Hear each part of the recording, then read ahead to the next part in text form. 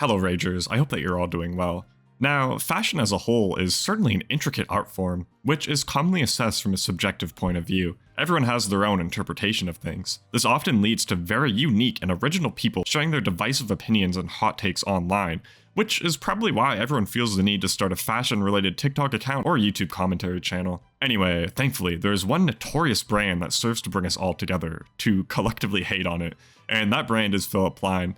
Philipp Plein is certainly an interesting critter when it comes to fashion, and acts as a spectacle that entices us all. You may be familiar with the name or have seen jokes about the brand in the past, but there's extensive lore here that I'm going to share with you all today. Hence, in this video, I will be briefly going over the rise of Philipp Plein, the ethos of the brand, and how it has come to be one of the most despised brands in all of fashion, and is one of the only things that /FA and r/male fashion advice have ever agreed on. On the fatal day of February 16th, 1978, Philipp Plein spawned into the universe. He had pretty good RNG off-rip, being born into a relatively wealthy family in Munich, Germany, with his father working as a cardiologist. His parents took an interest in his creative development at a young age, and he often went to different museums, into the theater, and even going on different family vacations across the world. This would subconsciously instill a young Philipp with knowledge surrounding different cultures, architecture, and the beauty of nature. His parents also sent him to a Swiss boarding school when he was a little older, which came as a result of the 15-year-old giga-chad Philipp Plein dating an older model and hanging out at nightclubs. Philipp did straighten out a bit, but the real rock star ethos would forever reside in him. Philipp would, however, negate his creative side for the time being, as he became more interested in maths and law, going on to study at a university in Nuremberg, where he would work towards becoming an economist with extensive knowledge of the law. But alas, if it wasn't for a strange turn of fate, in 1998, Philipp would catch wind of an article that mentioned how the pet supply industry hadn't really ever been impacted by economic downturns before. Philipp thought to himself, people love their pets. They would essentially do anything for them, even in times of hardship. That, combined with prior knowledge of the lack of craftsmanship of dog beds at the time, which stems from him remembering how his mom had purchased dog beds before from Burberry, but despite them looking nice, the dogs had no such appreciation for them and still destroyed the beds. Philipp had an epiphany, and with the help of a small $10,000 Deutsche Mark loan from his father, Philipp built a prototype dog bed. It was modern, used exotic leather, and had a metal frame for support. This was the real deal.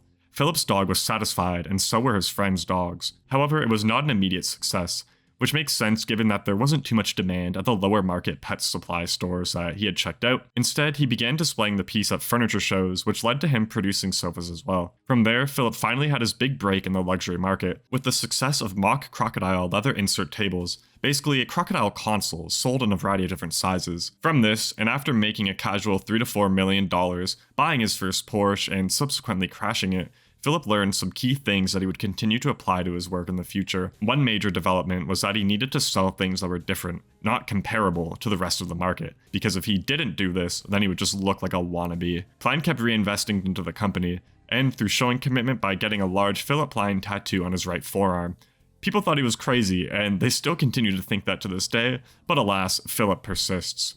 Philipp entered the realm of fashion spontaneously in 2003 when Moet and Chandon commissioned him to design the interior of their break room for Fashion Week, with part of the agreement being that Philipp could promote and sell his furniture. He made little leather handbags to showcase the different leathers that he offered, and passersby ended up just buying the handbags. He claims to have made 100k euros in a single day, and from there he began to realize the potential that this had. He began to design more pet-centric items like dog leashes. Then in 2004 he began selling a line of military jackets covered in Swarovski crystals. Definitely very humble clothes, sold by a very down-to-earth guy. This glamorous, rock star, punk escapade was considered the official birth of the brand. His clothes were sold at a boutique in Paris that was also hosting a trade show at the time, which allowed him to show off his clothes to other like-minded fashion enthusiasts. In the next few years, he would go on to engage in various fashion escapades with the goal of furthering the brand and getting his name out there, such as launching a couture collection which featured the likes of Naomi Campbell in advertisements. He also presented his version of a Barbie doll in association with Mattel and won the National Brand of the Year award by GQ in 2007, and in the New Faces of Fashion category in 2008. Philipp Plein was on a roll, which led to him opening up his own boutique in 2010.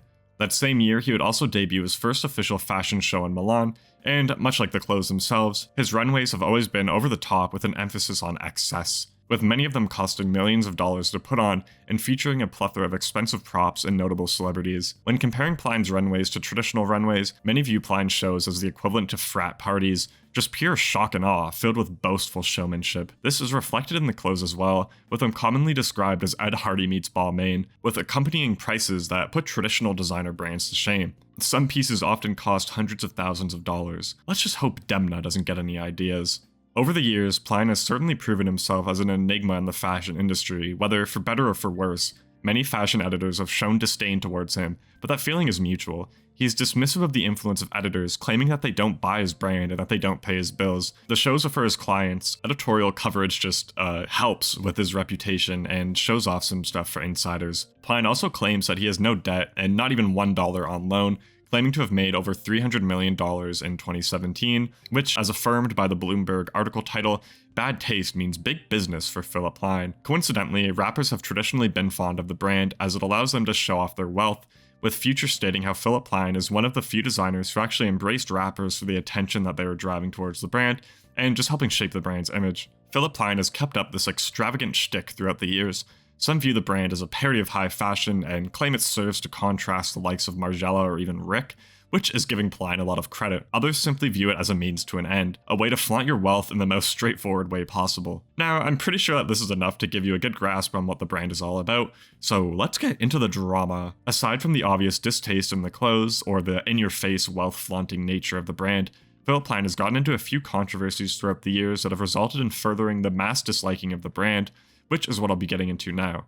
Obviously, form your own opinions here, and I'm just going to recap the information and share what happened. I don't condone any hatred towards anyone, and these controversies aren't in any particular order either. Starting off in a very South Park-esque fashion, in 2015, Plein was accused of racism as a result of photos from 2007 resurfacing that feature tags of his clothes with a phrase showing disregard for China. Philipp believed that this would prevent knockoffs of his clothing from being reproduced, and with Western consumers attempting to justify it as a reference to the low-cost production that it commonly stems from China, this idea obviously didn't go too well in China. Apparently 100 of these shirts were made, and they all feature a very stereotypical, controversial logo. People in China were very upset, which led to an uproar on the internet.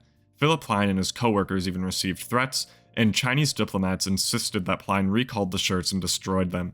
Plein did offer an explanation for the logo, which he claimed stood for the fascinating and urban collection, Kiss You China. He also scheduled a press conference to address this, but ended up canceling it because he had an important photo shoot that day. Although he did proclaim that the t-shirt was neither a political, nor racist, nor a discriminatory statement. Although this did not sit well with consumers, in 2021 Plein did end up opening a store in China, so I guess things ultimately worked out in the end. Another instance of Philipp Plein feeling the wrath of enraged fashion enthusiasts pertains to when, in 2020, our good friends at Diet Prada called out Philipp Plein for knocking off the Dior Stussy men's fall-winter collection that year. The illustrations and warped text are very similar, but guys, he added the Philipp Plein signature skull to it, so I honestly think it's okay. Like, he's just using the 3% design rule. Plein hasn't commented on this to this day, but I think it's pretty clear that he did take some inspiration.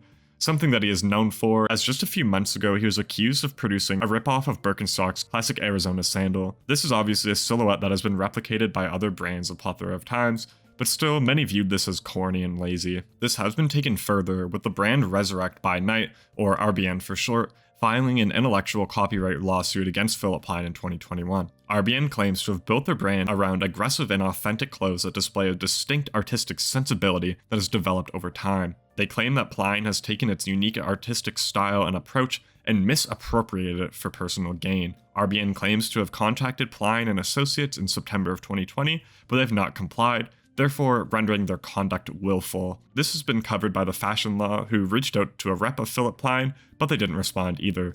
I'll show the pieces on screen, and the case is still pending as of today. And of course, this wouldn't be the first time that Plein would have run into legal issues.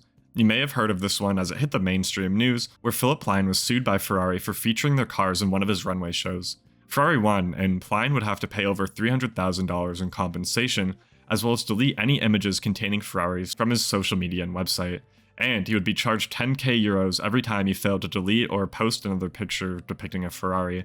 Of course, Plein, being the understanding man that he is, proceeded to double down, posting a picture of his 812 Superfast, boasting that he will appeal the ruling and taking jabs at Ferrari's management. The post is still up to this day. Plein also stirred up the pot, claiming that he told Ferrari that he would rather donate the money to George Floyd's family or BLM, which a lot of people were confused about his motives. Plein's legal team claimed it was to support the black community and not to promote himself or the brand, and he did end up donating $22K. At this time, Plein was already in hot water with pretty much everyone, not just the fashion community, as only a few months prior to this, in February 2020, Plein attempted to pay tribute to Kobe Bryant at Milan Fashion Week through orchestrating a set that featured a helicopter, this coming only 27 days after he passed away in a helicopter accident. The collection also featured limited edition purple and gold jerseys that cost over $2,000, as well as even more expensive hoodies and shoes. A lot of people thought this was very distasteful, but Plein defended himself, claiming that he was just trying to express his respect and admiration for Kobe, his daughter Gianna, and his family,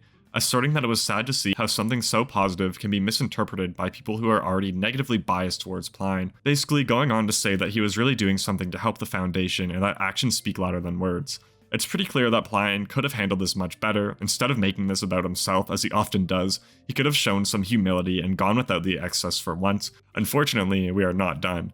Plein has also been involved in another lawsuit, which accuses Plein of discriminating an employee on the basis of sexual orientation. These are allegations, but a former employee accused Plein and the company of fostering a pattern of discriminating against gay men. The plaintiff claims he has suffered multiple rights violations and faced serious acts of harassment during his time with the brand.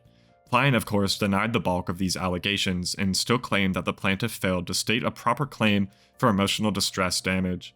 A representative of Plein's has since spoken with the fashion law, claiming that the false accusations were a desperate attempt to hijack and exploit the LGBTQ+ movement in order to cover up the misconduct of a dishonest employee who was fired. Obviously, there's a lot going on here, and I of course don't know everything, and the case is still underway, but it'll be interesting to see what comes of this, if anything. And finally, the last thing I'll be talking about, because this is getting long, pertains to Philipp Plein's 2019 show at New York Fashion Week, where Kanye was supposed to perform. Apparently someone close to Kanye, or supposedly representing Kanye, basically scammed Plein, which resulted in Lil Pump performing instead. They negotiated a $900,000 contract for Kanye to appear, which apparently Kanye did sign, but it does not look like Kanye's signature at all. Plein did send over the full sum of money, and the brand sent out invites advertising that Kanye would be there, but Kim quickly debunked the claim, stating that Kanye would not be performing at any fashion show. Plein and the brand have refused to comment on this since, which is quite silly. And that is pretty much it. I'm sure I'm missing something, so feel free to share any additional PP lore down below. Hopefully you guys enjoyed the video and maybe even learned something.